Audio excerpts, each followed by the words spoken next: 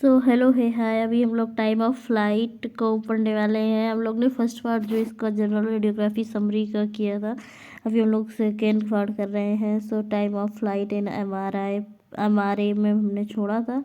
ये MR NGO के लिए होता है। सो लॉब जो थे उन्होंने फर्स्ट टाइम कंसेप्ट दिया था time of flight in the MRA में। कब दिया था? 1988 में दिया था। And time of flight technique किस पे रिलाई करती है? ये रिलाई करती है रिलेटिव कंट्रास्ट डेवलप्ड जो हुए थे between the high signal of blood flowing into an imaging slice and the reduced signal from the stationary background tissue से diffusion tensor imaging. So diffusion weighted gradients can also be applied in more three orthogonal directions में, thereby increasing the angular resolution of the net diffusion direction. Estimate करता है within each voxel and the net diffusion direction and size can represent mathematically as a tensor. जो net diffusion direction and size होता है वो represent किया जाता है mathematically as a tensor के तौर पे. एंड जो एक्विजिशन टेक्निक होती है उसको डिफ्यूजन टेंसर इमेजिंग के नाम से जानते हैं. एंड इन ऑर्गन जो ऑर्गन कंटेन करते हैं स्ट्रक्चर जैसे कि cause that cause pipes of net diffusion related flow such as architecture of axonal tracts in the brain. Mathematical models can yield quite startling imaging depicting directional connectivity and pathways such as diffusion tractography can provide useful information regarding the influence of disease and normal pathways. तो जो organs होते हैं contain करते हैं जैसे कि जो cause करते हैं पाइप्स के जैसे नेट डिफ्यूजन रिलेटेड फ्लो होता है सच है आर्किटेक्चर ऑफ एक्सोनल ट्रैक्ट जो brain. Mathematical models can yield quite startling images depict करते हैं directional connectivity pathway such as diffusion tractography can provide useful information regarding the influence of disease on normal pathways का. And ये जो है यही imaging है diffusion with imaging tensor imaging की. Okay. And contrast media भी हम लोग जो यूज करते हैं रेडियोग्राफी में एंड सिटी में तो हम लोग पढ़ने वाले हैं. सो दो टाइप के होते हैं positive and negative contrast media. Positive जो आयोडीनेटेड होते हैं और बाकी सभी पॉजिटिव में आते हैं और जो नेगेटिव होता है वो एयर वगैरह होते हैं नेगेटिव कंट्रास्ट मीडिया में आते हैं. तो positive contrast medium attenuates the X-ray significantly stronger than the body's soft tissue and appropriate concentration and dose should be applied or even reach body system which is imaged. तो जो positive contrast media होता है वो attenuate करता है X-rays को significantly and stronger than the body soft tissue जो होता है उसको. And in the appropriate concentration में डोज कुड भी जो अप्लाइड की जाती है इवन रीच करती है the body system which is image जिसको इमेज करना है. एंड डिवाइड किए जाते हैं इन द वाटर सोल्यूबल में जो कि आयोडीनेटेड होते हैं and non water soluble वेरियम compounds. जो वेरियम कंपाउंड्स होते हैं वो नॉन वाटर सोल्यूबल होते हैं and water soluble iodine containing substances होते हैं. And atoms barium and iodine absorb X-ray significantly in a wavelength of 0.02 to 0.3 nanometre equal to that used in diagnostic radiology. ये जो होते हैं बेरियम और iodine ये एक्सरेज को अब्जॉर्ब कर लेते हैं सिग्निफिकेंटली जो एक्सरेज की वेवलेंथ होती है 0.02 to 0.3 नैनोमीटर के बराबर. तो ये डायग्नोस्टिक रेंज है. एंड नेगेटिव कंट्रास्ट रेंज जो होते हैं वो एब्जॉर्ब करते हैं X-rays less than the soft tissue does. वो एक्सरेज को एब्जॉर्ब करते हैं लेकिन कम करते हैं सॉफ्ट टिश्यू से. And water and air can be used as negative contrast media. Negative contrast media क्या होते हैं? Water and air. So iodinated contrast media में हम लोग इसमें जो इम्पोर्टेंट देखने वाले हैं तो आयनिक हाई osmolar जो होते हैं यूरोग्राफिन या आयनिक होता है और हाई स्मोलर कंट्रास्ट मीडिया होता है. इसको डायट्रोजोइड सोडियम या फिर मैग्लोमाइन साइड्स से बना होता है. कॉनरे इसका एग्जांपल है. आयोथैलामेट हाई आयनिक हाई osmolar होता है। एंड नॉन आयनिक लो और स्मॉलर कंट्रास्ट मीडिया जो है वो है आइवरसॉल ऑप्ट्रे मोनोमर है। आइहेक्सॉल जो नॉन आयनिक मोनोमर है आइवरसॉल ऑप्ट्रे एंड आइहेक्सॉल ओमनीपैक, ये दोनों मोनोमर है, नॉन आयनिक है। एंड आयोडिक्सनॉल ये नॉन आयनिक डाइमर है। एंड लो ऑस्मोलर ये दोनों नॉन आयनिक हाई स्मोलर और लो स्मोलर हो गए। And low osmolar agents are safer होते हैं, जो लो स्मोलर कंट्रास्ट एजेंट होते हैं वो सेफर होते हैं than the high osmolar contrast agents. तो इसी वजह से हम लोग आजकल हीरोग्राफिन की जगह पे आइहेक्सॉल ज़्यादा प्रेफर करते हैं। एंड कंट्रास्ट रिएक्शन जो होता है idiosyncratic anaphylactoid reaction not true anaphylaxis as there is no true IgE antigen antibody reaction. So non idiosyncratic dose dependent होता है। Treatment for acute bronchospasm adrenaline होता है फॉर द एक्यूट ब्रोंकोस्पाज्म के लिए। And जो इडियोसिंक्रेटिक होता है वो anaphylactoid reaction not true for anaphylaxis होता है। And not true IgE antigen antibody reaction होता है। जो नॉन इडियोसिंक्रेटिक होता है वो डोज डिपेंडेंट होता है।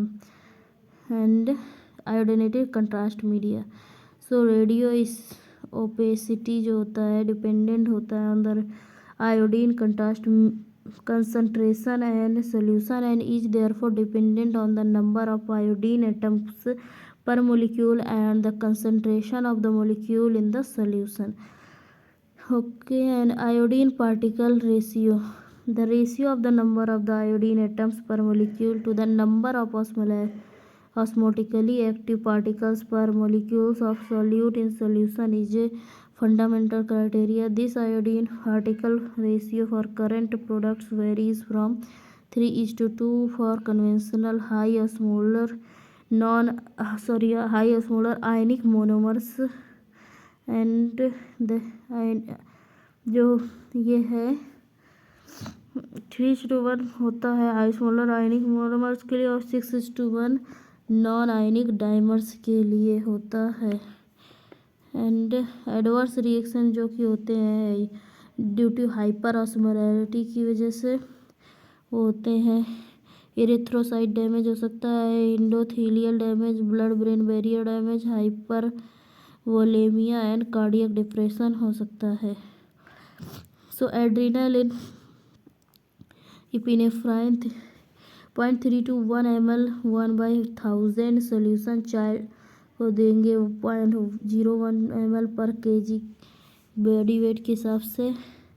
एंड बाय डीप सबक्यूटेनियस और intramuscular injection repeated by 10 to 20 minute intervals provides the most rapid relief for the bronchospasm and angioneurotic edema and for the anaphylactic symptoms. Risk factors for contrast medium induced nephropathy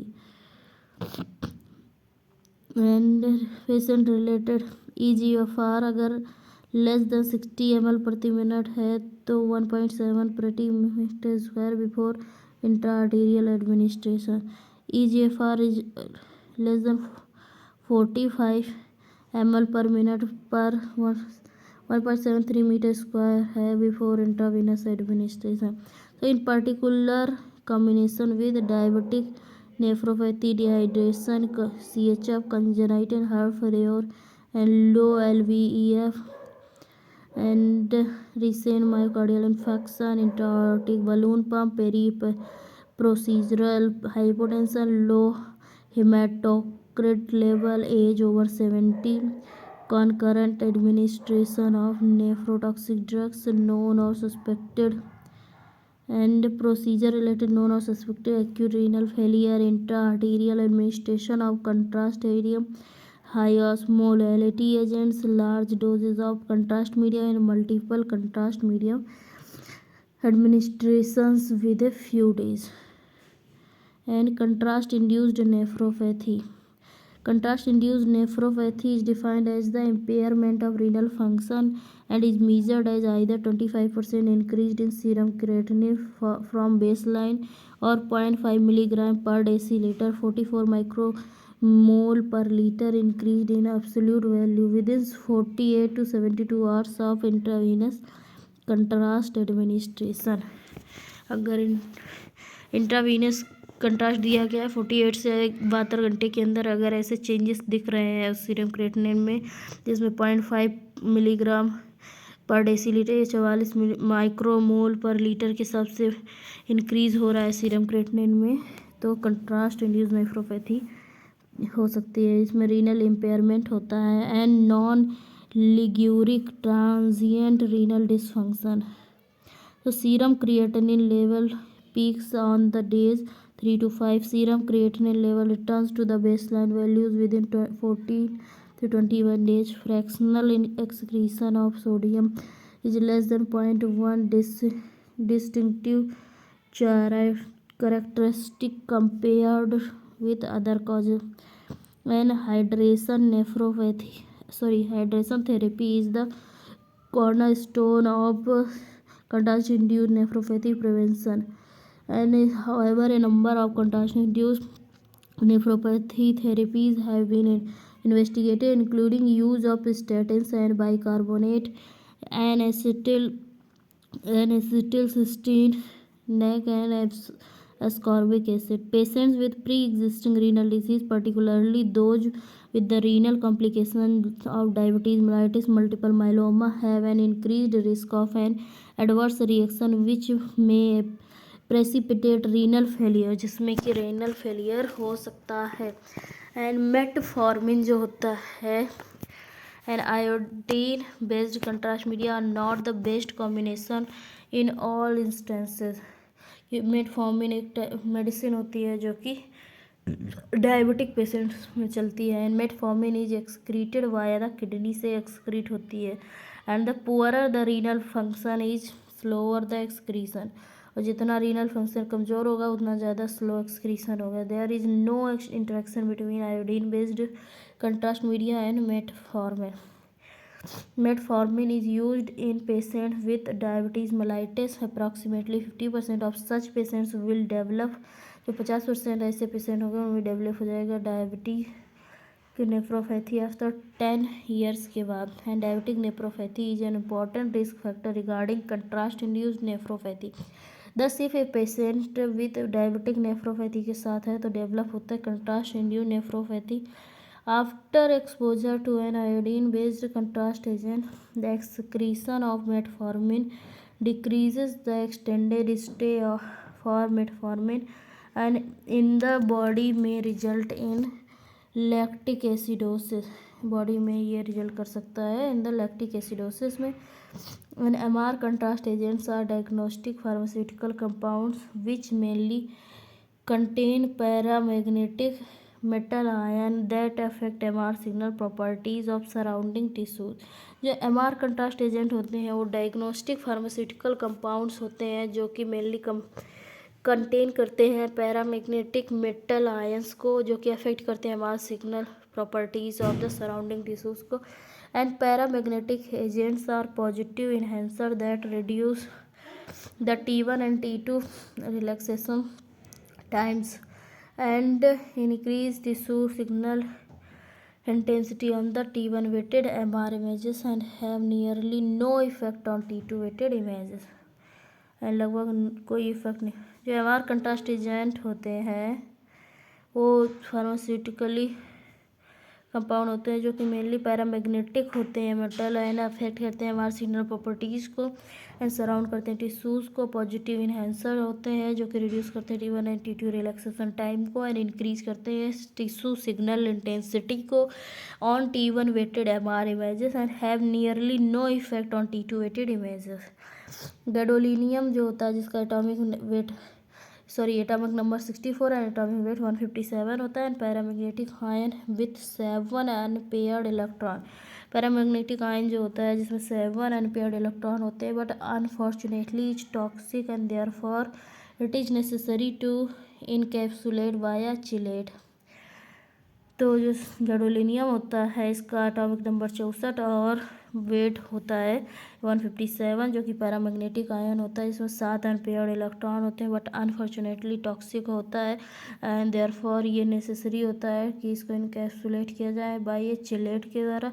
and जो first MR contrast agent introduce किया गया था clinical practice में वो gadolinium diethylene triamine pentaacetic acid salt था, जो कि था gadolinium DTPA, diethylene triamine pentaacetic acid salt. And nephrogenic systemic fibrosis, so nephrogenic systemic fibrosis और nephrogenic fibrosing dermopathy is a rare and serious syndrome that involves fibrosis of skin, joints and eyes and internal organs. So its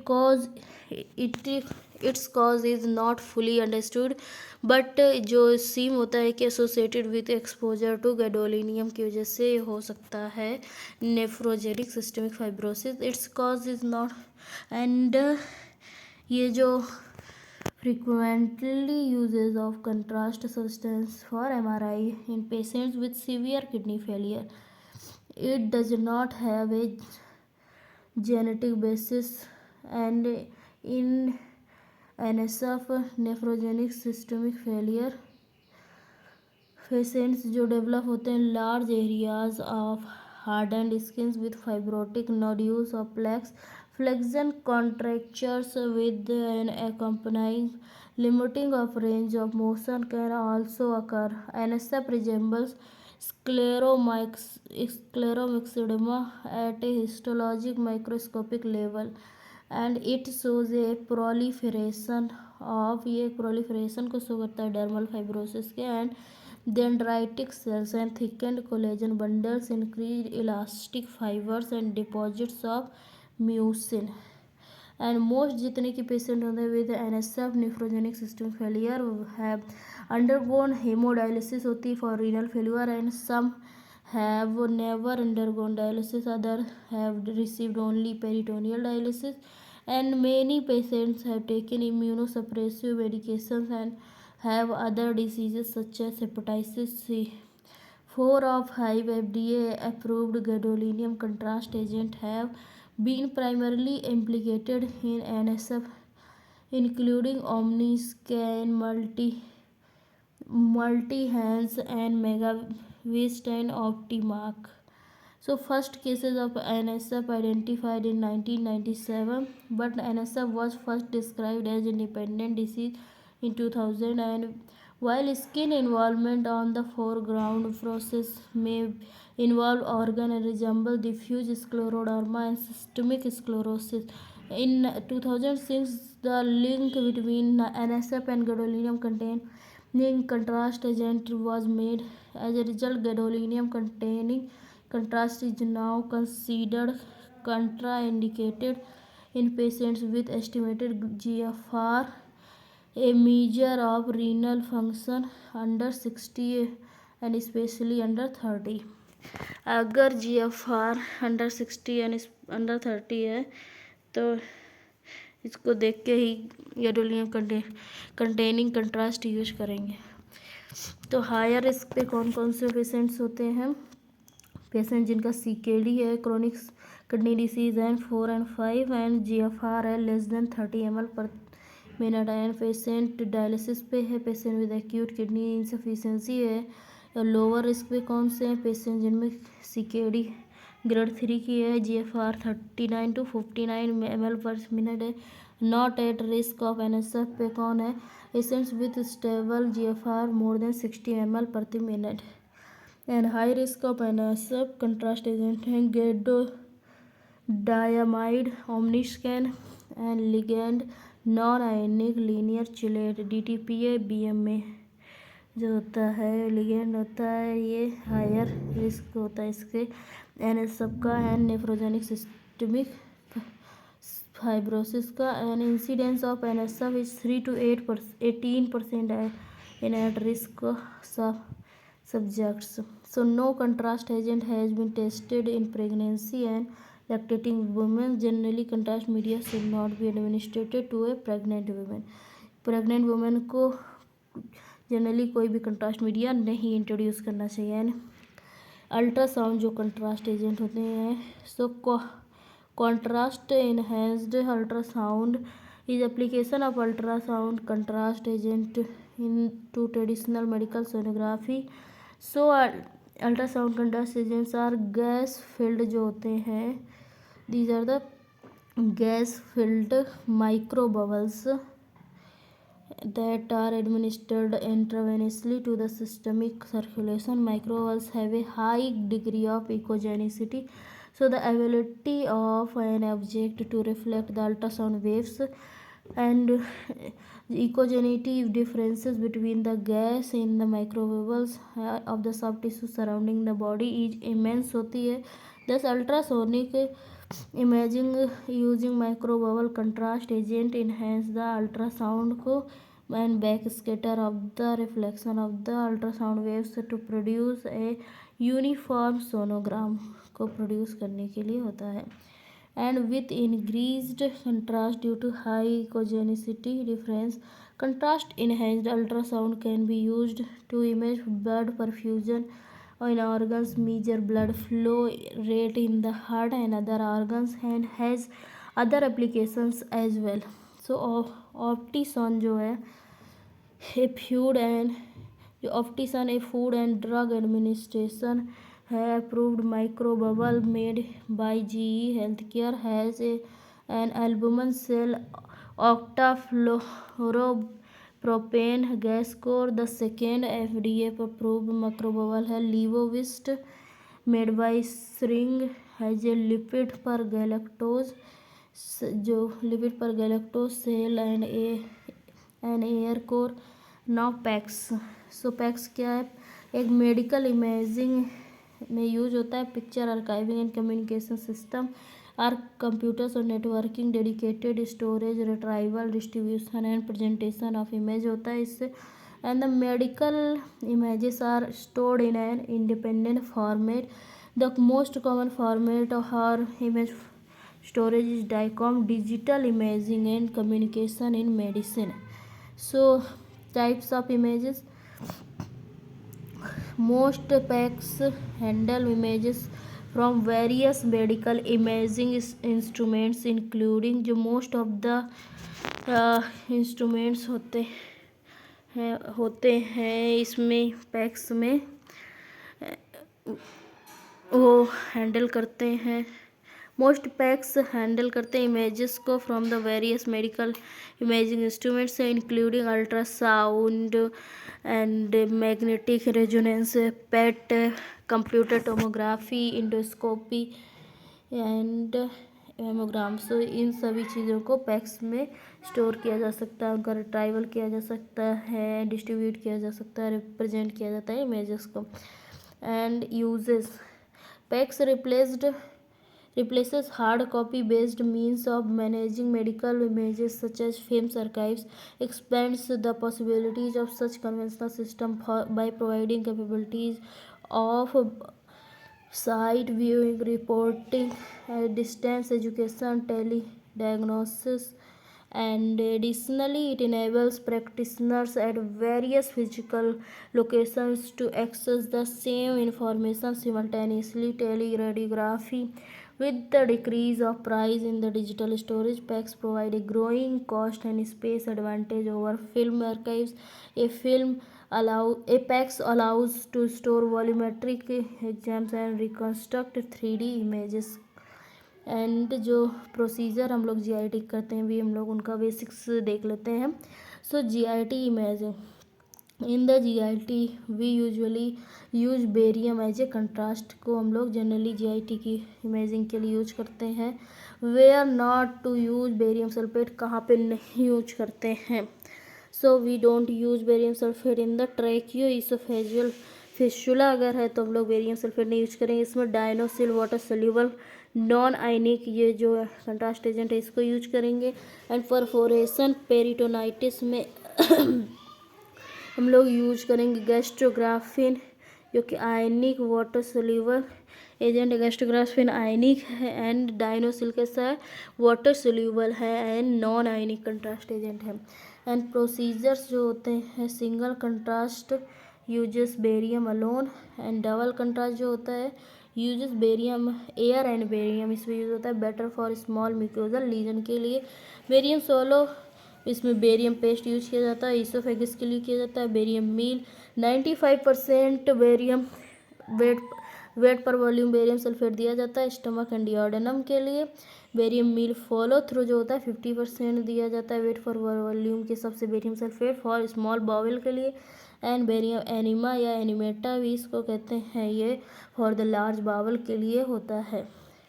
and investigation of choice for small bowel lesion is, जो small bowel का करना चाह रहे हैं तो इसके लिए enteroclysis या small bowel enema is investigation of choice होता है। Bowel thickening on USG gives rise to pseudo kidney appearance, जो बाउल थिकनिंग होती है वो यूएसजी में स्यूडो किडनी अपीयरेंस शो करती है अल्ट्रासाउंड में। And biliary imaging, so biliary imaging में ओसीजी एंड ओरल सिस्टोग्राफी, ओसीजी मतलब ओरल सिस्टोग्राफी इसको कहते हैं। डाई यूज होती है, कौन सी डाई यूज होती है,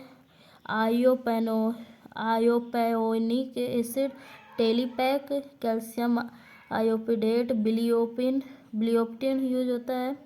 also called Graham Cole test, इसको ग्राहम कोल टेस्ट भी कहते हैं। ओसीजी का नाम क्या, ओरल कोलेसिस्टोग्राफी। डाई यूज की जाती है आयोपेनिक एसिड, टेलीपैक या फिर कैल्शियम आयोपिडेट, बिलियोप्टिन एंड इसको ग्राहम कोल टेस्ट भी कहते हैं। मोस्ट गॉल ब्लैडर पैथोलॉजीज जो है USG the investigation of choice except किसमें, एक्यूट कोलेसिस्टाइटिस अगर है, technetium 99 HIDA scan is the gold standard while USG is considered the investigation of choice. जो वैसे यूएसजी गॉल ब्लैडर की मोस्ट पैथोलॉजीज के लिए इन्वेस्टिगेशन ऑफ चॉइस होती है, बट जो गोल्ड स्टैंडर्ड पूछा जाए एक्यूट कोलेसिस्टाइटिस के लिए तो टेक्नीशियम 99 हीडा स्कैन इसका गोल्ड स्टैंडर्ड होता है। इन्वेस्टिगेशन ऑफ चॉइस यूएसजी होता है। एंड आईवी कोलेंजियोग्राफी ये यूज करता है बिलीग्राफिन को, but it is a toxic dye so not a popular procedure, ये टॉक्सिक डाई होती है तो इसलिए पॉपुलर प्रोसीजर ये नहीं है। Jaundice, so jaundice ERCP endoscopic retrograde cholangiograph pancreatography low site of jaundice like CBD common bile duct obstruction, it can be combined with the papillotomy या फिर stone removal. And PTC percutaneous transhepatic cholangiography and high site of jaundice like Klatskin tumour, USG for initial evaluation of surgical jaundice के लिए होता है। And radionuclide scanning is also done for the evaluation of biliary atresia but not the gold standard is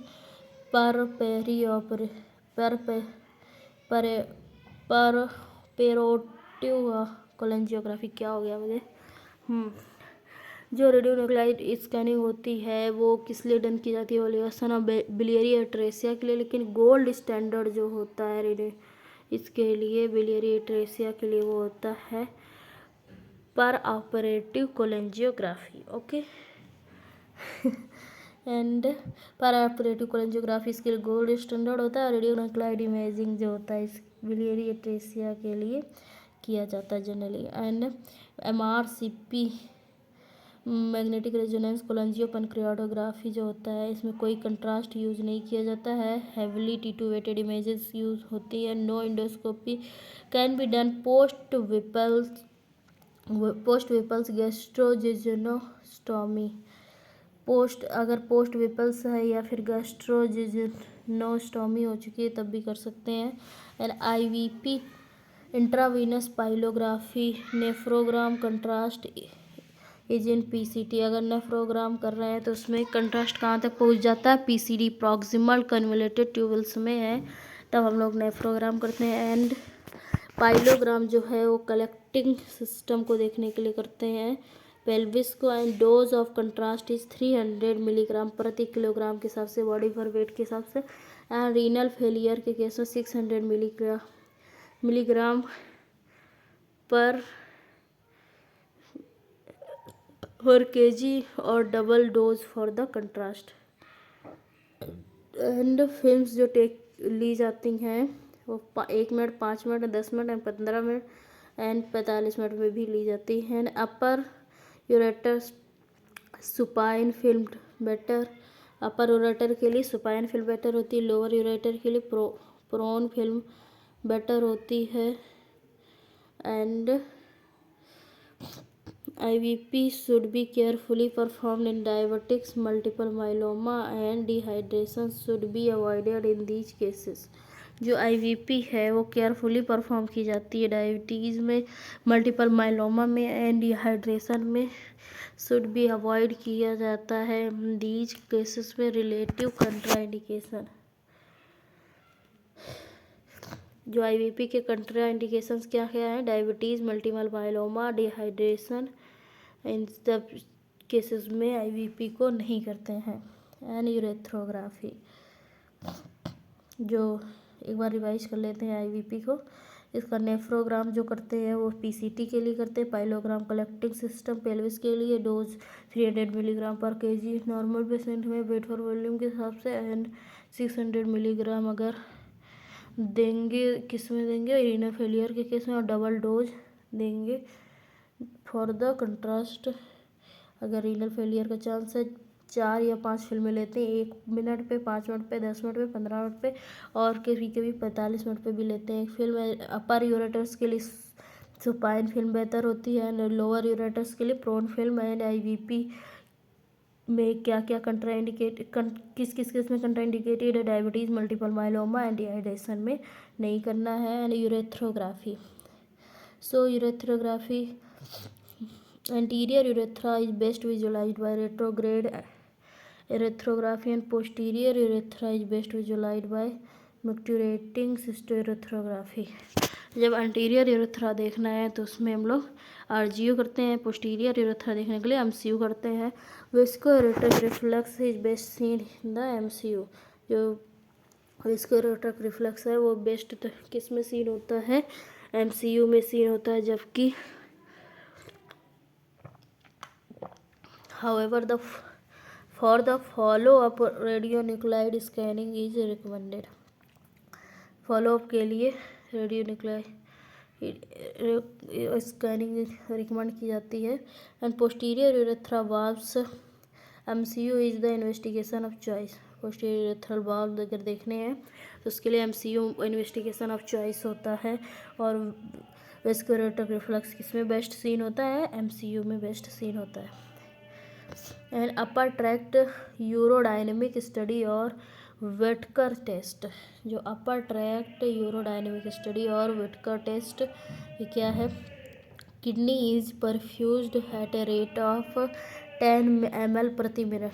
kidney perfuse की जाती है एक rate से 10 ml प्रति मिनट विद इन नेफ्रोस्टोमी, जिसमें नेफ्रोस्टोमी होती है, catheter and pelvicalyceal pressure and bladder pressure and measure किया जाता है। If the differential pressure between the kidney and bladder is more than 22 centimetre से ज़्यादा है pressure water, it implies ureteric obstruction. Ureteric obstruction को imply करता है। और less than 15 centimetre water is normal. अगर 15 सेंटीमीटर से वाटर है कम है तो नॉर्मल होता है। तो ये क्या है? किडनी जब किडनी परफ्यूज्ड होती है एक 10 ml प्रति मिनट के हिसाब से, जिसमें कि नेफ्रोस्टोमी कैथेटर पड़ा होता है and pelvicalyceal pressure and blood pressure जो होता है मेजर किया जाता है। अगर differentiate pressure between kidney and bladder के बीच में मोर देन 22 सेंटीमीटर वाटर होता है, जो कि इम्प्लाई करता है यूरेट्रिक ऑब्स्ट्रक्शन को। लेस देन 15 सेंटीमीटर रहेगा अगर नॉर्मल है। तो angiography non ionic agent prefer किए जाते हैं। Non ionic contrast agent angiography में प्रीफर किए जाते हैं। एंड टेक्निक क्या है इसकी? टेक्निक है earlier used direct puncture. And now use catheter technique via femoral puncture से। एंड टेक्निक कौन सी होती है? सेल्डिंजर टेक्निक से हम लोग पंक्चर करते हैं। डीएसए और digital subtraction angiography used as low volume contrast is required for diagnostic quality images. जो डीएसए है, डिजिटल सब्सट्रैक्शन एंजियोग्राफी यूज किया जाता है, लो वॉल्यूम कंट्रास्ट रिक्वायर होता है for the diagnostic quality images के लिए। And uses digital subtraction to obtain a bone free image. ये यूज करता है डिजिटल सब्सट्रैक्शन को ऑब्टेन करने के लिए। किसको ऑब्टेन करने के लिए? बोन फ्री इमेज को। बोन नहीं आएगी, सिर्फ इसमें वेसल्स होंगी। एंड करोटेड एंजियोग्राफी, जो करोटेड एंजियोग्राफी है पहली बार किसने किया था? मोनिज ने किया था। कन्वेंशनल 4 वेसल्स जो होती हैं, conventional 4 vessel angiography done by injecting 2 internal carotids and 1 vertebral and 4th vessels filled by reflex। जो 4th वेसल होती है वो रिफ्लक्स से फिल होती है। जो 2 में इंटरनल कैरोटिड में इंजेक्ट करेंगे, 1 वर्टेब्रल में, एंड जो 4th है वो रिफ्लक्स से फिल हो जाएगी। 4 वेसल्स होती है एंजियोग्राफी में कैरोटिड में। And renovascular hypertension screening captopril DTPA scanning जो होती है renovascular hypertension screening captopril DTPA scanning जो होता है MR angiography has best sensitivity होती है and specificity among non invasive modalities. So gold standard angiography के लिए it can be therapeutic and diagnostic in same setting. जो गोल्ड स्टैंडर्ड होता है एंजियोग्राफी के लिए इट कैन भी ये थेरापेटिक भी होती है एंड डायग्नोस्टिक पर्पज़ के लिए भी यूज किया जा सकता है। And माइलोग्राफी use only non ionic contrast media, ionic is never use, क्योंकि ये बहुत ही सेंसिटिव साइट होती है। अगर आयनिक करेंगे कंट्रास्ट रिएक्शन हो जाएगा और बहुत ज़्यादा दिक्कत हो सकती है पेशेंट को, तो इसमें non ionic contrast media use करेंगे। और CT myelography can be done as an add on conventional CT. And इसमें मायोडिल जो है iophendylate oily contrast media earlier used, पहले ये यूज किया जाता था Myodil earlier used for myelography caused a high incidence of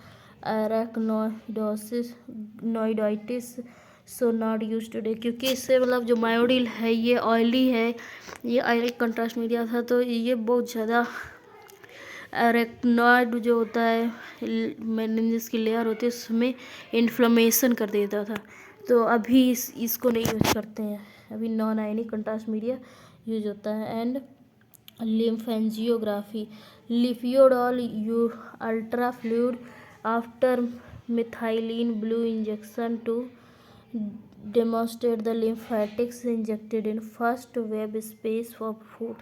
जो लिम्फेंजियोग्राफी है लिपियोडिल यूज किया जाता है अल्ट्रा फ्लूइड जो कि है and after methylene blue injection to demonstrate the lymphatics को डिमॉन्स्ट्रेट करने के लिए होता है। एंड इंजेक्टेड होता है द फर्स्ट, ये इंजेक्ट कहाँ पे होता है? फर्स्ट वेब स्पेस ऑफ जो होती है फूट में। एंड फ्लेबोग्राफी क्या है?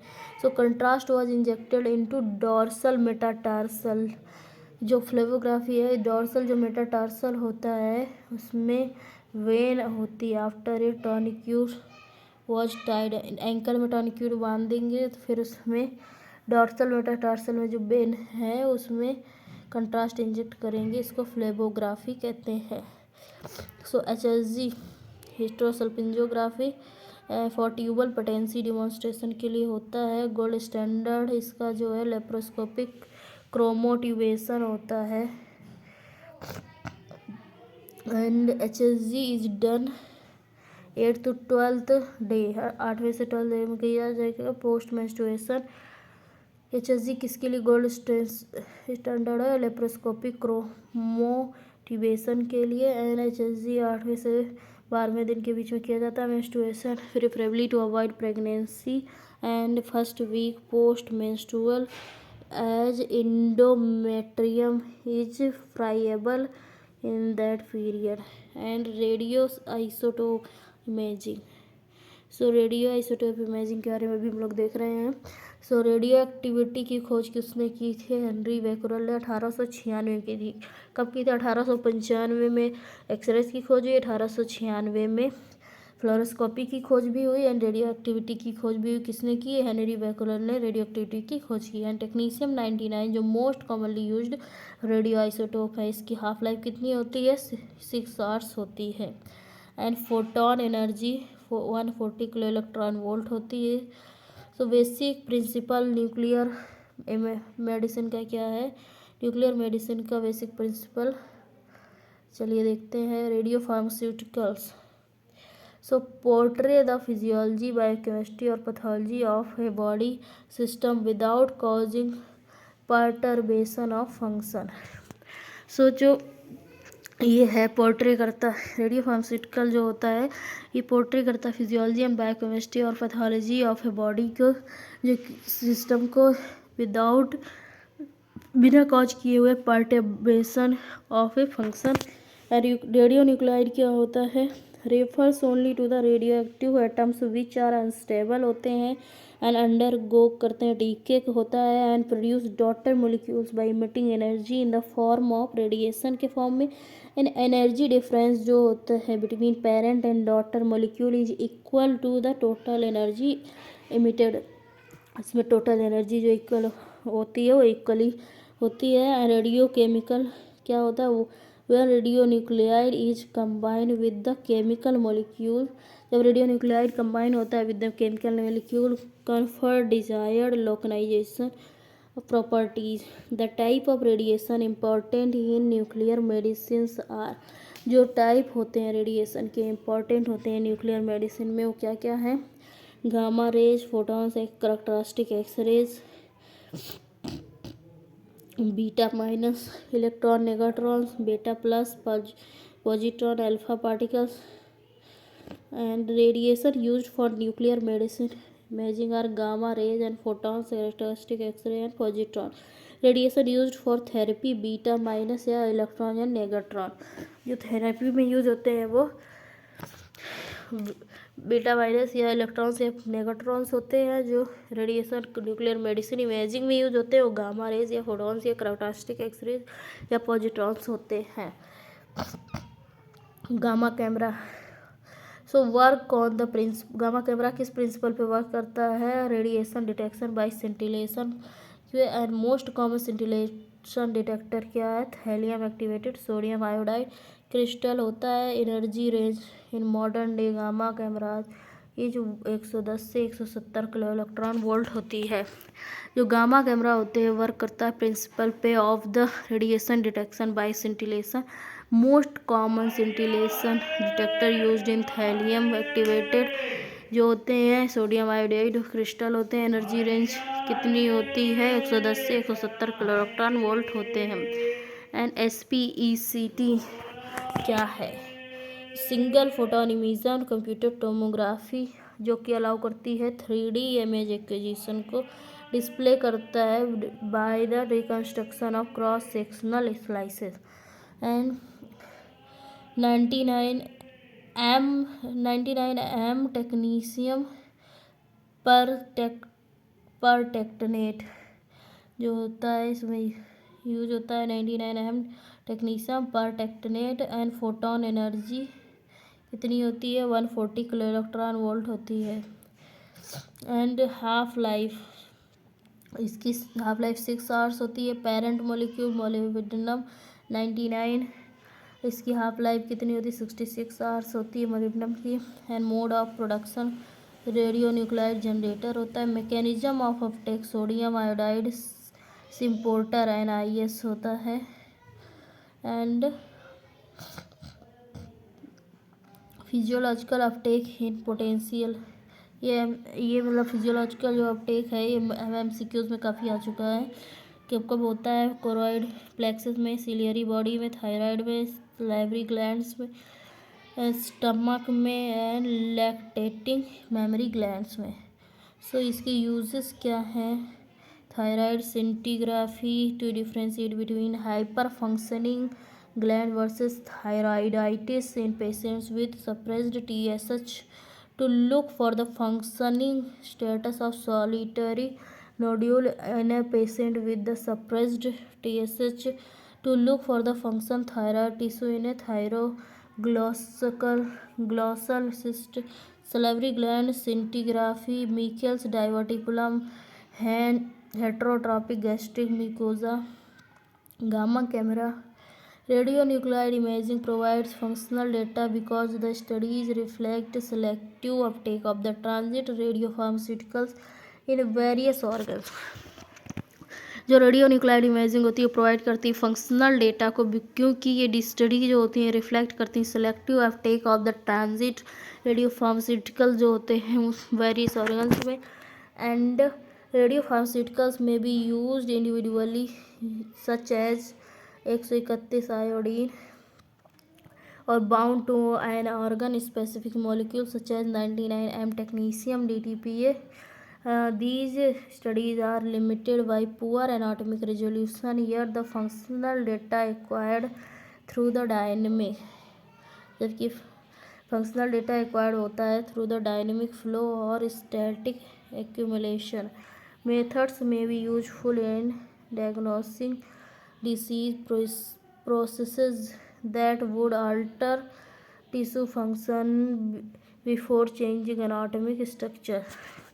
तो ये जो होता है मेथड यूजफुल होता है डायग्नोसिंग में disease processes that would alter करता है tissue function before the changing anatomic structure से टू परफॉर्म रेडियोन्यूक्लाइड इमेजिंग को परफॉर्म करने के लिए radio active material radio pharmaceutical is administered and the radiation emitted by the radiopharmaceutical detected by sensitive radiation detector located outside the patient being studied. So inflammatory tissues, gallium scanning, and gallium is hot in abscess. gallium hot होता है abscess में, lymphoma में या सर्कोइडोसिस में. uses to assess disease activity and extent. For leukocyte tagging, indium 131 is used which is more specific होता है. And panda sign gallium scan uptake, जो gallium panda sign किसमें होता है? गैलियम स्कैन अपटेक हो in lacrimal and parotid gland sarcoidosis में panda sign show होता है. यह है panda sign. And now renal imaging. Patient in prone position में होता है. फंक्शनल इमेजिंग और dynamic renography. GFR technetium 99 DTPA. MAG3 better functional agent has tubular extraction, however is costly होता है. स्टैटिक इमेजिंग और anatomical imaging technetium 99 DMSA for evaluation of scurvy in reflux nephropathy, for split renal function, differential और cortical function. Static imaging और anatomical imaging के लिए technetium 99 DMSA use किया जाता है for the evolution of scarring in reflux nephropathy and split renal function, differential renal cortical function. And for the renovascular hypertension के लिए, renovascular hypertension है तो इसमें screening use captopril DTPA scanning, gold standard renal angiography. And cardiac imaging, perfusion scanning, thallium 201 half life 73 hours, infarct cold spot for thallium scanning. And reversible ischemia will be cold on exercise and normal on rest, while irreversible infarct will be cold on both. So thallium determines the irreversibility of the lesion.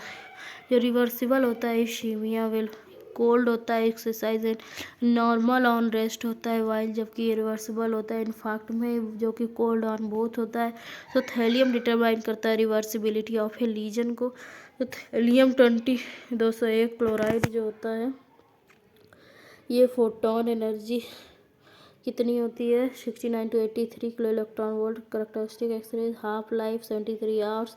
Mode of production cyclotron. Principle क्या होता है, potassium analogue transported across through visible cell via sodium potassium ATPase pump. And इसके uses कहाँ पे होते हैं, myocardial perfusion imaging for reversible ischaemia and myocardial viability में इसके यूजेस होते हैं। किसके, थैलियम 201 क्लोराइड के। And technetium 99 pyrophosphate infarct binding agent, hot spot on scanning, in fact scintigraphy. And 99 technetium pyrophosphate uses acute myocardial infection, hot spot imaging. Principle क्या होता है इसके, calcium influx occurs after death and calcium phosphate complexes are formed. जो calcium influx होता है वो cell death के बाद होता है and calcium phosphate complexes are formed होते हैं। And functional isotope imaging in heart. To evaluate ventricular function can be done by two methods, first pass method and gated equilibrium studies. Gated studies are also known as multiple gated acquisition MUGA, multiple gated acquisition and ventricular function assessment। ये जो है एक update है। And technique use करती है 3 dimensional MRI image acquisition are most accurate method for the determining cardiac dimension and mass. So ventricular volumes जो होते हैं वो कैन बी रैपिडली एस्टिमेट किए जा सकते हैं विद द रीजनेबल एक्यूरेसी के साथ using 2 dimensional images acquired from ultrasound, CT, MRI and applying one of the variety of formula such as Simpson rule.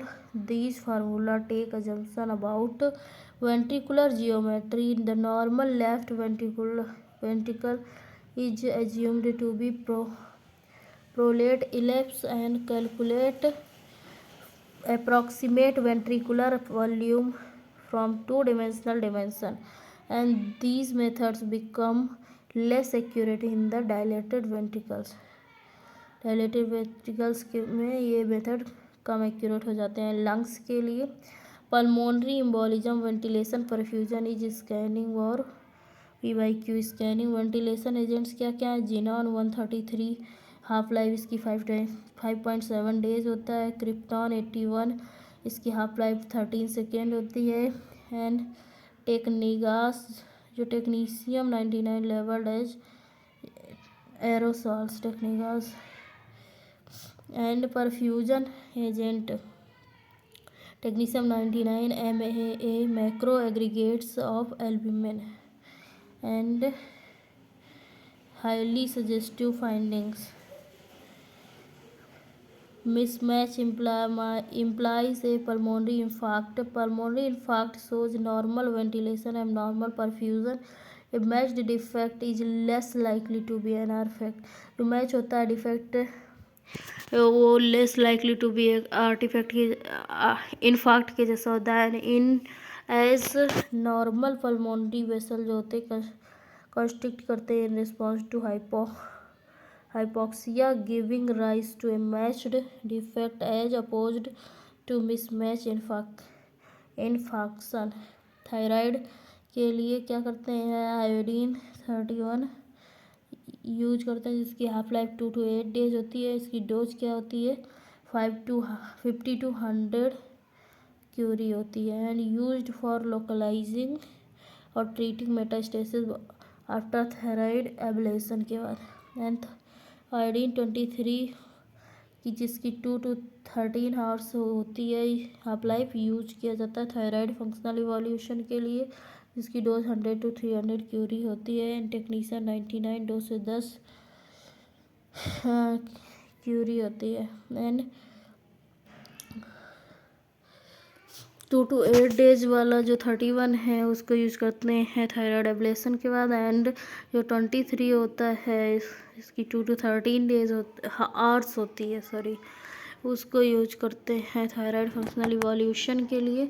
Like iodine के जैसे कि radio iodine is taken up for the up and concentrated in thyroid follicular cells because they have a membrane sodium iodide transporter, and compared with normal thyroid follicular cells have reduced expressions of the transporter, which may account for the low 131 iodine uptake in the thyroid cancer tissue. 131 iodine causes acute thyroid cell death by emission of short path length 1 to 2 millimeter beta rays. The uptake of 131 iodine by thyroid tissue can be visualized by scanning to detect gamma radiation that is also emitted by the isotope, जो कि also emitted होती है by the isotope. GI bleeding में technetium 99 RBC can detect as much as 0.1 ml per minute of bleeding as opposed to 0.5 ml per minute by angiography.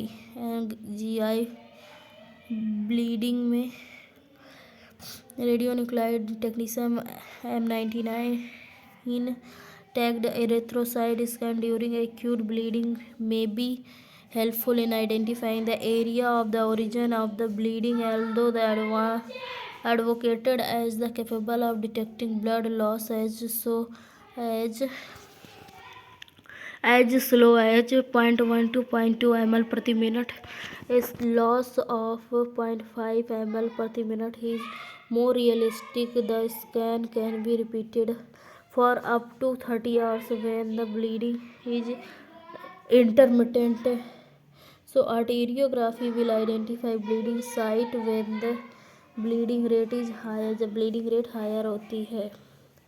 So 1 to 2 ml प्रति minute जो arteriography can also identify tumor blast and arteriovenous malformation and geodysplasia. Tagged erythrocyte scans and arteriographic investigations में demonstrate a small intestinal source को demonstrate कर सकते हैं and may localize it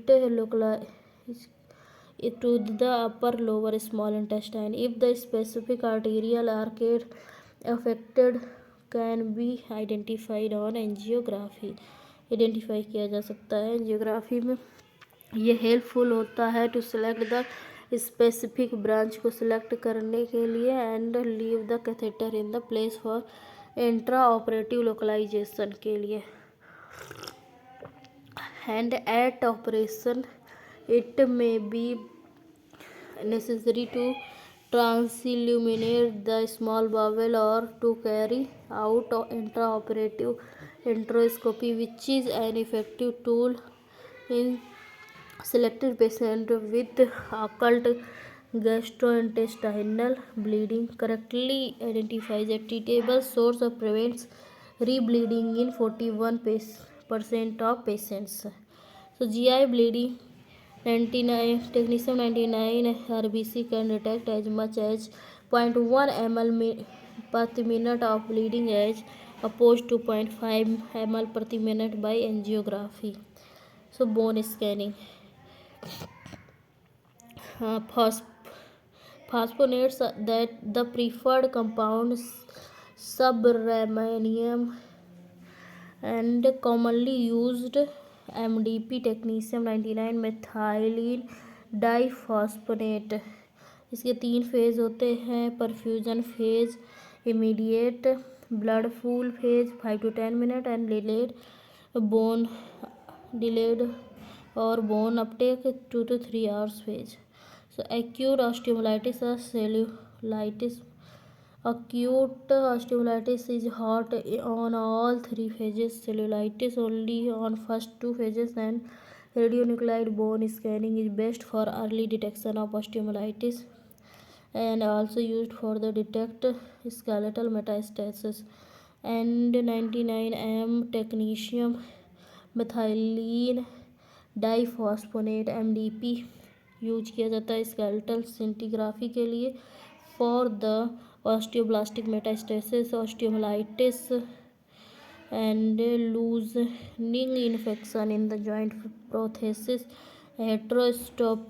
heterotrophic bone formation principle इससे क्या होता है analogous to bisphosphonate complexes and parathyroid imaging. Parathyroid के लिए टेक्नीशियम 99 सब्सट्रैक्शन स्कैनिंग यूज करते हैं और अभी हम लोग सेस्टामीबी स्कैनिंग भी यूज कर रहे हैं फॉर द पैराथायरॉयड इमेजिंग के लिए sestamibi scanning and reticulo endothelial system technetium 99 sulphur colloid scanning Kupffer cells in liver take up 99 sulfur colloid scanning. Also FNH, which is Kupffer cell rich in tumor. And hepatic scintigraphy.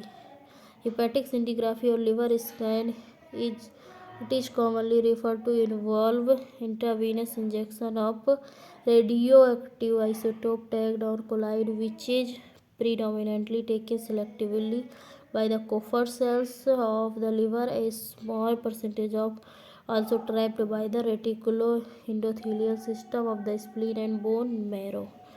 And the scintigraphic features जो होते हैं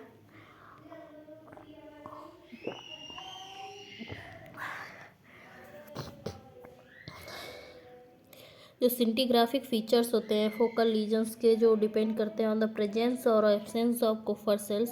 So in the space occupying lesions such as cyst, abscess, primary and secondary neoplasms, there are no Kupffer cells and they appear as cold spots के जैसे. And in the focal nodular hyperplasia there is a predominance of Kupffer cells. In there is 50% of cases lesion exhibited as a hard nodules. It is also a highly vascular tumor irrespective of number of Kupffer cells can be seen, जिसमें कि scene होती है जो area of increased activity जहाँ बड़ी होती है perfusion phase की initial blood flow phase. And hepatic adenoma is the devoid of Kupffer cells and depicted as a cold area on the liver scan in 80% of the cases. Hepatic जो area होता है hepatic adenoma जो divide होता है जिसमें कमी होती है Kupffer सेल्स की वो डिपेक्ट होता है जो cold area on the liver में लिवर स्कैन में जिसमें 80% केसेस में. एक्टोपिक गैस्ट्रिक म्यूकोसा इस केस में टेक्नीशियम 99 पर टेक्नेट जो होता है इन मेखेल्स डाइवर्टिकुलम करते हैं. MIBG स्कैनिंग जो होता है वो यूजफुल किस में होता है फियोक्रोमोसाइटोमा में न्यूरोब्लास्टोमा में गैंग्लियोन्यूरोमा में एंड पैरागैंग्लियोमा में. तो MIBG स्कैन किस किस में यूजफुल होता है phaeochromocytoma neuroblastoma ganglioneuroma and paraganglioma. And PET positron imaging tomography इसका बेसिक प्रिंसिपल देख लेते हैं. ये वर्क करता है coincidence annihilation imaging when positron undergoes जबकि पॉजिट्रॉन अंडरगोज होता है annihilation by combining with the negatively charged electrons. 251 kilo electron gamma rays are given off opposite direction at 180 degrees पे apart and detected at same time or coincidence. So रेडियो फार्मास्यूटिकल्स और positron imaging tomography are fluorine का 18 carbon 11 इसमें क्या क्या use करते हैं fluorine 18 carbon 11 nitrogen 13 oxygen 15 rubidium 82 fluorine 18. Half life कितनी होती है 110 मिनट होती है फ्लोरीन 18 की. एंड फ्लोरीन 18 की हाफ लाइफ 110 मिनट होती है। मोड इसका जो प्रोडक्शन का होता है वो साइक्लोट्रॉन होता है। एंड फ्लोरीन 18 जो सोडियम फ्लोराइड होता है बोन स्कैन एजेंट होता है। यूज इसके क्या क्या है? For evolution of skeletal metastasis including lytic metastasis and multiple myeloma में होता है। And fluorine 18 FDG fluoro 2 deoxy glucose mechanism Uptake जो होता है इसका ग्लूकोज एनालॉगस होता है जो कि taken by GLUT1 receptor and trapped as FDG6 phosphate and does not undergo further metabolism के लिए नहीं जाता है। एंड फिजियोलॉजिकल अपटेक इसके क्या क्या होते हैं? Brain being an obligate glucose user, kidney and urinary bladder routine for route excretion के लिए इसके जो रूट होते हैं FDG फ्लोरीन 18 के लिए होता है kidney and bladder. And uses क्या क्या होते हैं इसके? Malignant tumours, infection, inflammatory agents, pyrexia unknown origin, myocardial viability, gold standard, brain metabolism और डिमेंशियास।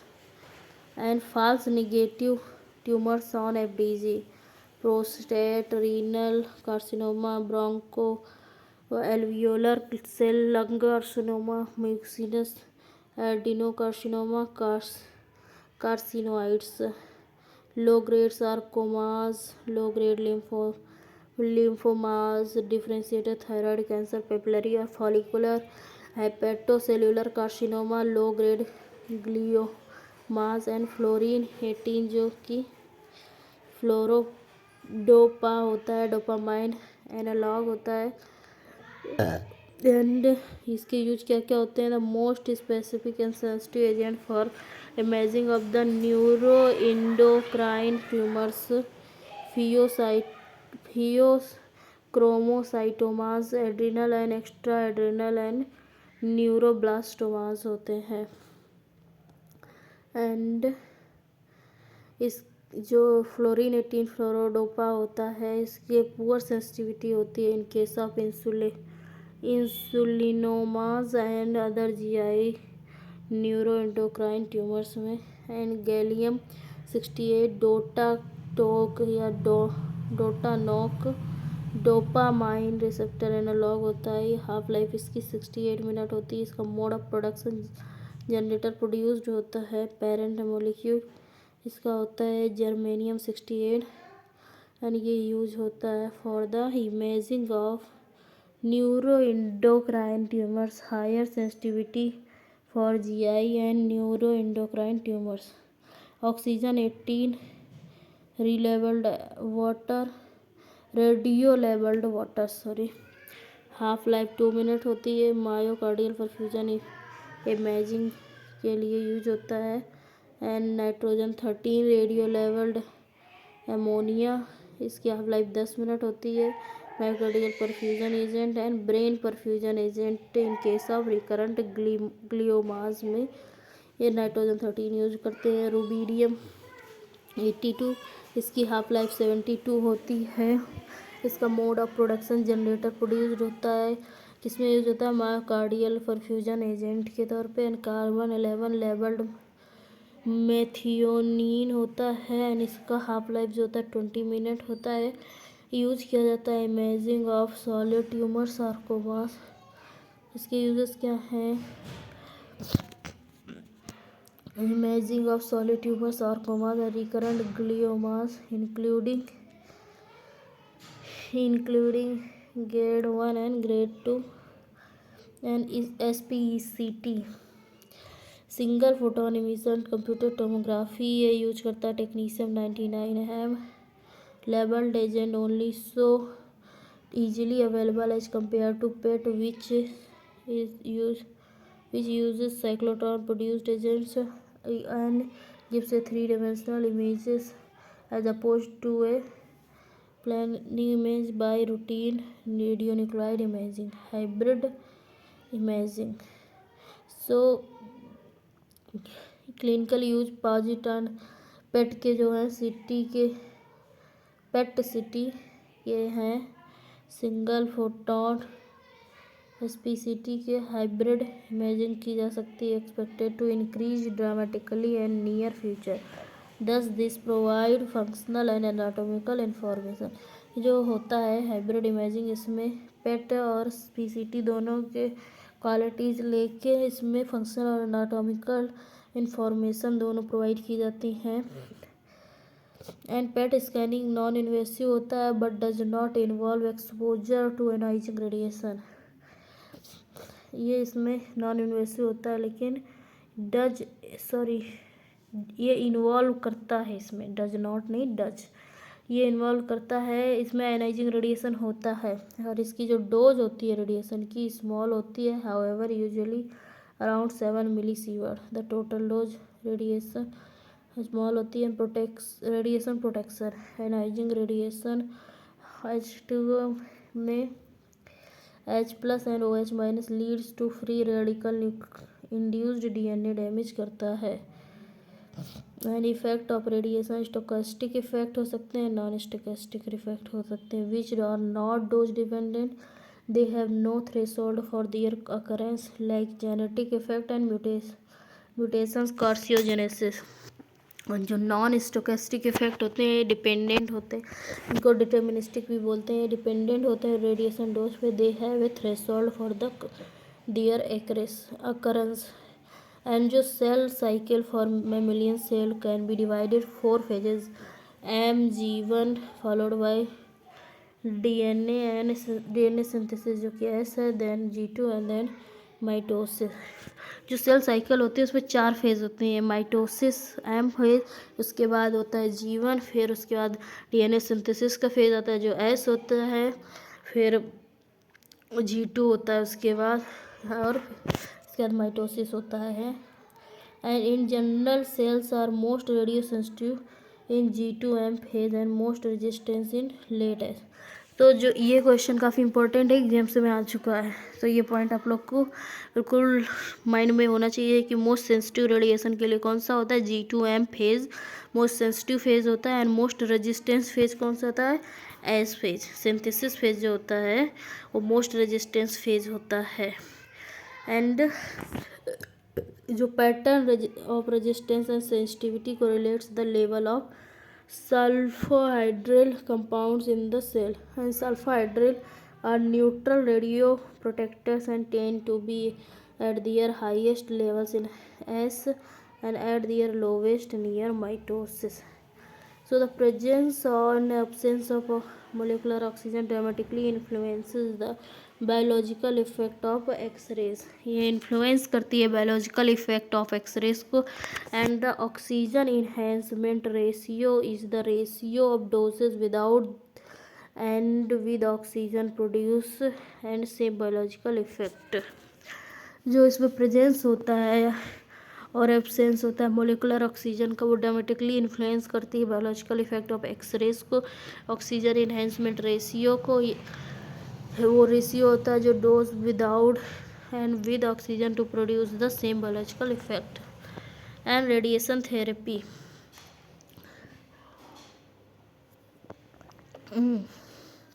actually I'm drinking some water because my throat is having some pain.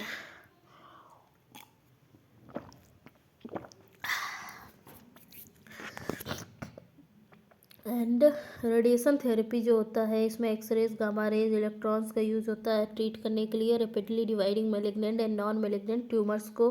And intra operative radiotherapy uses electrons को use करता है produce करने के लिए ionization in the cancer cell.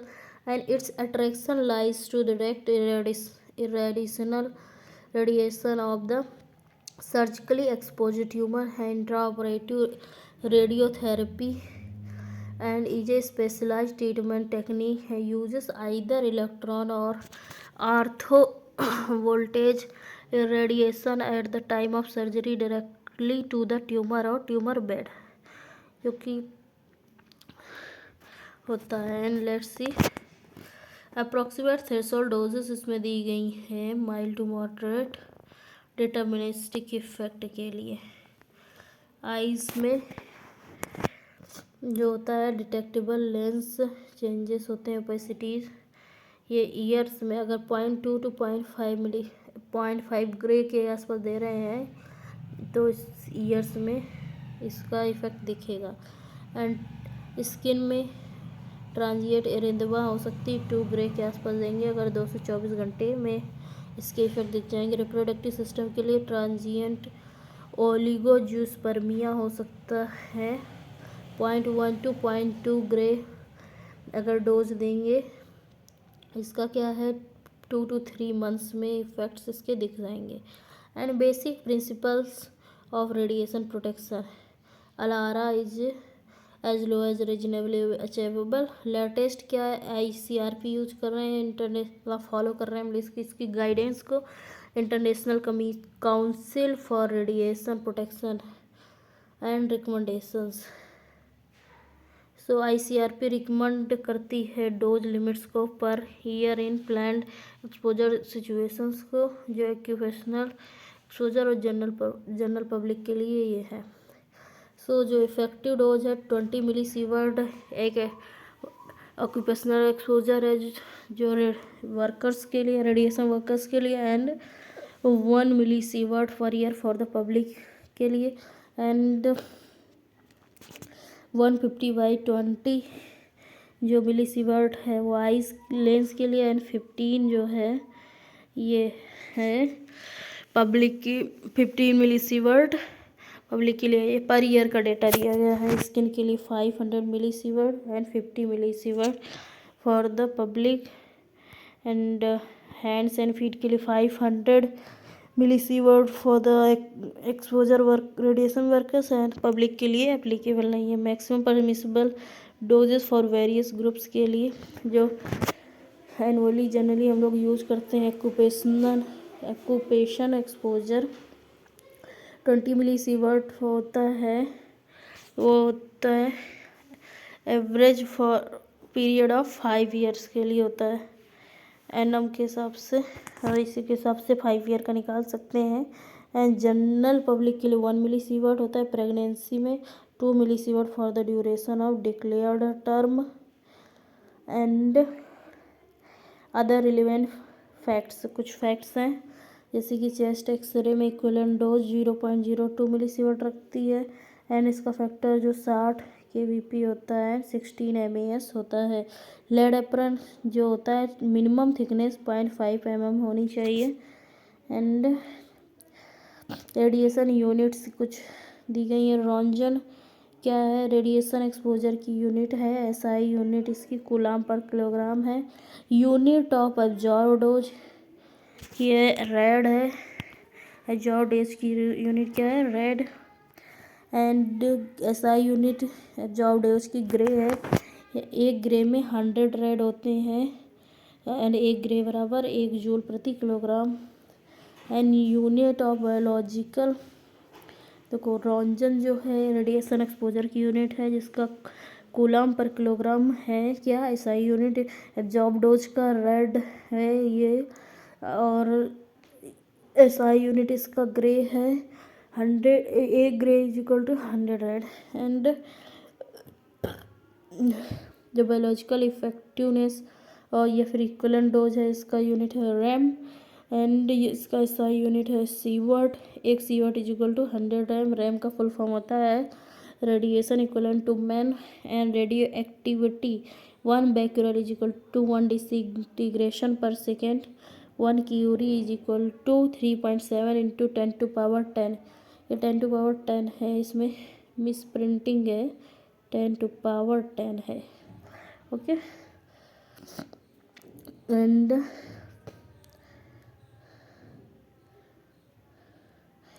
10⁻10 disintegration per second, and 1 gram radium disintegration per second.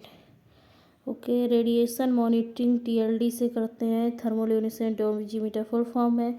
TLD में calcium sulphate use होता है, and previously पहले हम लोग इसके लिए इसकी जगह फिल्म बैज यूज करते थे, अभी TLD यूज कर रहे हैं। जो बेस्ट व्यू होता है वो PA होता है, यूज होता है चेस्ट के लिए, इसमें एक्सपेरेशन होता है। ट्रॉमा इसका लेटरल बेस्ट होता है, इसका lateral cross stable horizontal beam दी जाती है। Pituitary coned down lateral view होता है। एंड ऑर्बिट के लिए Caldwell view PA 20 degree caudal होता है। रिकरेंट शोल्डर डिसलोकेशन के लिए स्ट्राइकर्स व्यू होता है। जो PA न्यूमोथोरैक्स देखने के लिए चेस्ट PA एक्सपिरेशन की पोजीशन में बेस्ट होता है। ट्रॉमा में इसका लेटरल किया जाता है हॉरिजॉन्टल बीम के साथ। पिट्यूटरी के लिए कोन्ड डाउन लेटरल व्यू बेस्ट होता है। ऑर्बिटल के लिए ऑर्बिटिक फोरामेन के लिए या फिर सुपीरियर जो सुप्रा ऑर्बिटल देखने के लिए जो होता है कॉल्डवेल व्यू बेस्ट होता है। रिकरेंट शोल्डर डिसलोकेशन के लिए स्ट्राइकर्स व्यू होता है। कॉल्डवेल व्यू में PA स्कल की पोजीशन करते हैं जिसमें 20 डिग्री काउडल एंगुलेशन यानी कि नीचे की तरफ पूंछ की तरफ एंगुलेशन देते हैं। एंड ऑप्टिकल कैनाल के लिए Rhese view is the best. And cervical intervertebral foramen के लिए ऑब्लिक व्यू बेहतर होता है। इंटरवर्टेब्रल फोरामेन देखना है तो ऑब्लिक व्यू। सैक्रोइलियक जॉइंट्स के लिए या फिर पार्सी इंट्राआर्टिकुलरिस कोडायरिस के लिए ऑब्लिक व्यू बेहतर होता है। या फिर लेफ्ट आर्टीरियल इनलार्जमेंट के लिए barium swallow right anterior oblique करेंगे। एंड लेफ्ट लंग के लिए राइट एंटीरियर ऑब्लिक करेंगे। राइट लंग के लिए लेफ्ट एंटीरियर ऑब्लिक करेंगे। मिनिमल प्लूरल इफ्यूजन देखने के लिए lateral decubitus. And fracture scaphoid के लिए oblique view is the best. Petrous bone देखने के लिए टाउन्स या Stenvers view is the best. And patello femoral joint articulation देखने के लिए skyline view is the best. Maxillary sinus PNS देखने के लिए वाटर्स या occipitomental view is the best. Middle lobe lesion interlobar fissure effusion देखने के लिए लॉर्डोटिक व्यू करते हैं। And effective doses for the common radiological examination expressed in terms of equivalent numbers of chest x ray and length of exposure to background radiation that would give the same dose, जिसमें कि same dose मिलेगी। And ये सब क्या है, ये जो doses का chart examination typical effective dose and equivalent number of chest x-ray equivalent length of the background exposure. तो लिम्ब और जॉइंट्स को अगर करेंगे except hip chest single PA, तो जैसे लिम्ब और जॉइंट का करेंगे हिप को छोड़ के, तो इसमें जो डोज है लेस देन 0.1 मिलीसीवर्ट होगी। Equivalent number of chest x-ray less than 0.5 MSV and less than 1.5 days equivalent length रहेगा इसका। तो ये पूरा चार्ट है सभी के हिसाब से। CT8 के लिए 2.3 115 दिन में एंड 1 ईयर में चेस्ट के हिसाब से, चेस्ट के कंपेयर पे दिया गया है किसमें कितने मंथ में एक चेस्ट एक्सरे के जितना डोज लगेगा। And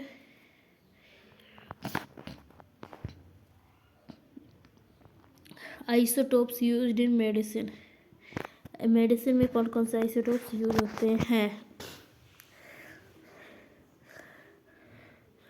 so reactor radioisotopes जो मोलिब्डेनम होता है 99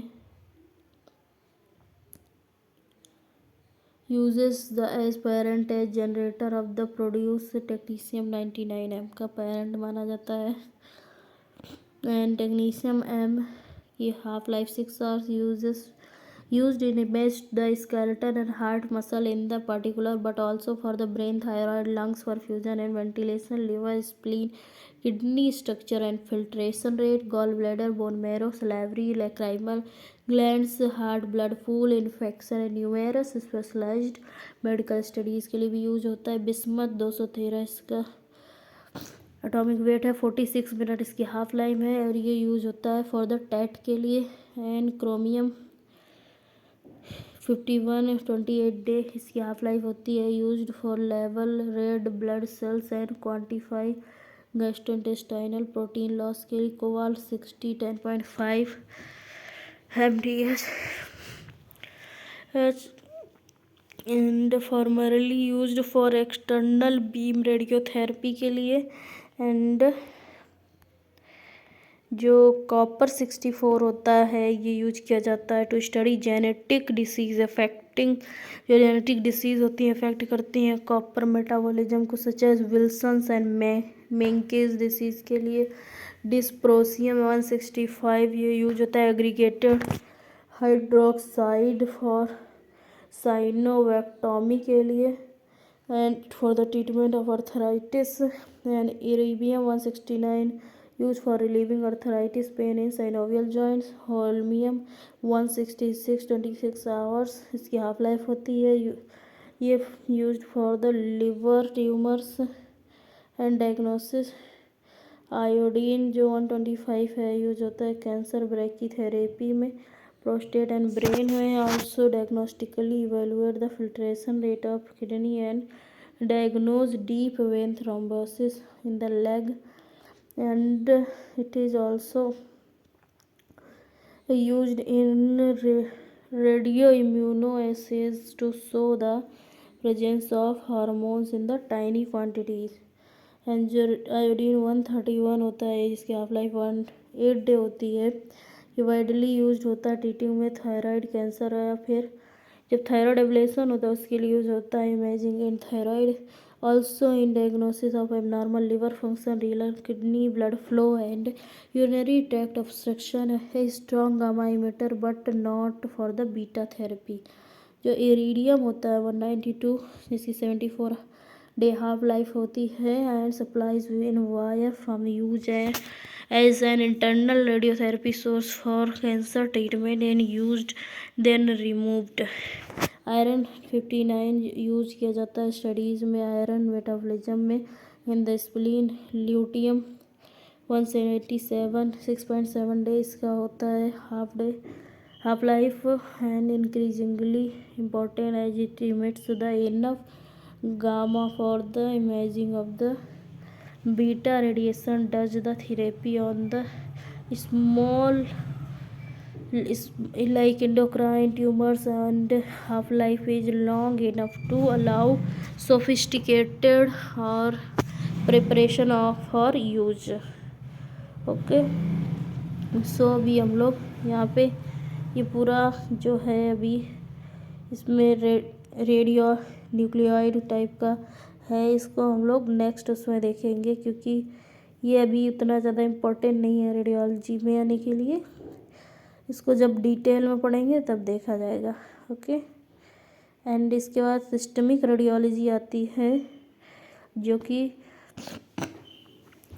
बाद में देखेंगे। चलिए इतना आ गया तो ये देख लेते हैं कि चेस्ट इमेजिंग के लिए जो चेस्ट एक्सरे होता है उसकी 180 सेंटीमीटर या फिर 6 फीट होती है डिस्टेंस एंड फुल इंस्पिरेशन में किया जाता है इरेक्ट पोजीशन में। एंड नॉर्मल चेस्ट एक्सरे इसका जो FFD होता है वो 180 सेंटीमीटर 6 फीट होता है। CT/MR 4 CT ventilation perfusion scanning भी कर सकते हैं। PA view versus AP view of the chest. So जो चेस्ट में AP व्यू होता है स्कैपुला के इसमें ओवरलाई करता है लंग्स में, क्लेविकल्स में project over the apices and disc spaces of lower cervical spine and more clearly seen in PA view neural arcs are visualized। and ये है PA view of the chest and normal CXR chest PA chest ऐसे दिखता है। And इसमें जो देखते हैं अभी ये डायग्नोसिस वगैरह वो सब है दिया गया है, तो ये हम लोग बाद में जब डिटेल में पढ़ेंगे तब पढ़ेंगे। ओके, टिल देन जो भी किया है उसको रिवाइज कीजिए, अदरवाइज सब दिमाग से निकल जाएगा, क्योंकि इसमें काफ़ी डिटेल में दिया, मतलब डिटेल में नहीं बट काफ़ी टफ टर्मिनोलॉजी, जब तक उसका बेसिक नहीं क्लियर होगा तो वो नहीं हो पाएगा, किसी को आ नहीं पाएगा। ओके, सो रिवाइज करें।